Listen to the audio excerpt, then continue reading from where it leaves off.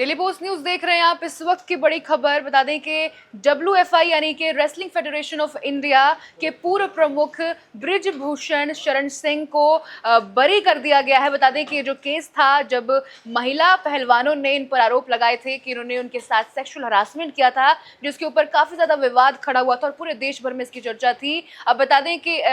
पूर्व प्रमुख WFI के बृजभूषण शरण सिंह को बरी कर दिया गया। बता दें कि ये 6 बार लोकसभा में सांसद भी रह चुके हैं और साथ ही में विनोद तोमर को भी बरी कर दिया गया है। विनोद तोमर पर ये आरोप लगे थे कि उन्होंने महिला पहलवानों को धमकाया था, जिसके बाद अब दिल्ली के कोर्ट राउज एवेन्यू ने इनको बरी कर दिया है। और बरी करने से एक दिन पहले ही बृजभूषण जो है वो दिल्ली पहुंच चुके थे और उन्होंने मीडिया से बातचीत करते हुए ये कहा था कि मैं सिर्फ वही सुनूंगा जो अदालत का फैसला होगा, मेरे हाथ में कुछ भी नहीं है। और अब बता दें कि इस फैसले आने के बाद मीडिया से बातचीत करते हुए उन्होंने ये कहा कि जो राम ने चाहा वही हुआ है और बाइज्जत इन्हें बरी कर दिया गया। ये खुद बृजभूषण शरण सिंह इन्होंने खुद कहा है। बता दें कि अब ये जो मामला है वो 6 महिला पहलवानों का है, जब इन्होंने आरोप लगाया था बृजभूषण शरण सिंह पे और साथ में विनोद तोमर पर कि इन्होंने सेक्सुअल हरासमेंट की थी, महिला पहलवानों के साथ गंदी तरीके से बात की थी, गंदी तरीके से छूना, ये सब जो आरोप है इनके ऊपर लगा था, जिसके बाद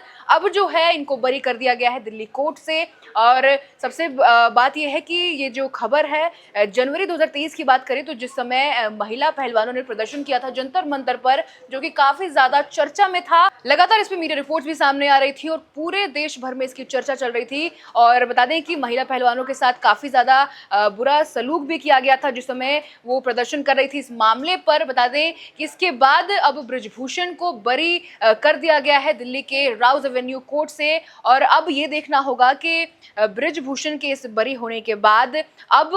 महिला पहलवानों का नेक्स्ट एक्शन क्या होता है, क्योंकि सभी की नजर अब इसी पर टिकी हुई है। साथ में आपको ये भी जानकारी दे देते हैं कि बृजभूषण जो है 6 बार लोकसभा सांसद रह चुके हैं और जब ये मामला सामने आया था सेक्सुअल हरासमेंट का महिला पहलवानों पर, जब ये आरोप लगा था बृजभूषण पर, तब इनकी सीट छीन ली गई थी। लेकिन बता दें कि उस समय ये जो सीट छीनकर इनके बेटे को ही दे दी गई थी, उत्तर प्रदेश के कैसरगंज की जो सीट थी, जिसके बाद उनकी मजबूती फिर भी दिखी थी और अब उनके बेटे ने वहां पर जीत दर्ज की थी। और बता दें कि जिसके बाद अब सवाल ये खड़ा हो रहा है कि क्या अब, क्योंकि इनको बरी कर दिया गया है, तो क्या ये दोबारा प्रमुख बनेंगे WFI के, या फिर ये दोबारा इलेक्शन में या फिर चुनाव में खड़े होंगे। अब लोगों का सबसे बड़ा सवाल यही है कि क्या ये चुनाव में दोबारा उतरेंगे, क्योंकि दोबारा अब इन्हें बरी कर दिया गया है। काफी बड़ी खबर है अब। लेकिन सबसे बड़े जो सुर्खियों में बात तब आएगी जब महिला पहलवानों के द्वारा इसके ऊपर कोई एक्शन लिया जाएगा। अगर महिला पहलवानों के द्वारा कोई एक्शन लिया जाता है तो क्या एक्शन होगा, उस पर भी सबकी नजरें टिकी हुई है, क्योंकि लगातार जो बता दें कि जो जनवरी 23 में ये प्रदर्शन हुआ था जंतर मंतर पर, काफी ज्यादा एकदम हाई लेवल पर हुआ था, क्योंकि काफी पुलिस और सुरक्षा बलें भी वहां पे सामने थी, जंतर मंतर पर लगा दिए गए थे, क्योंकि काफी बड़े लेवल का प्रोटेस्ट उस समय महिला पहलवानों के द्वारा किया गया था। और आरोप भी लगाए गए थे कि बृजभूषण ने काफी गलत तरीके से उन्हें छुआ है। और इसे बता दें कि एक नाबालिग रेसलर भी थी जिन्होंने ये आरोप लगाए थे बृजभूषण पर और साथ में विनोद तिवारी पर ये आरोप लगा था कि उन्होंने धमकी दी थी